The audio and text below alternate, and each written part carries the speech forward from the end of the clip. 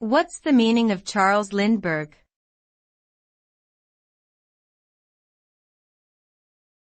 Charles Lindbergh.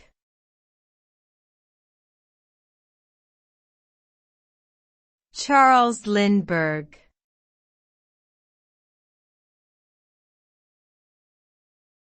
Charles Lindbergh.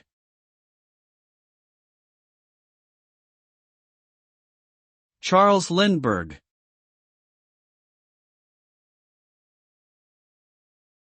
Charles Lindbergh was an American aviator who became famous for completing the first solo, non-stop transatlantic flight in 1927.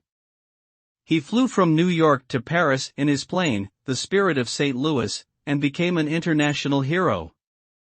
Lindbergh's achievement marked a major milestone in aviation history, paving the way for the development of commercial air travel. However, Lindbergh's reputation was later tarnished by his controversial views on race and his sympathy towards Nazi Germany during World War II.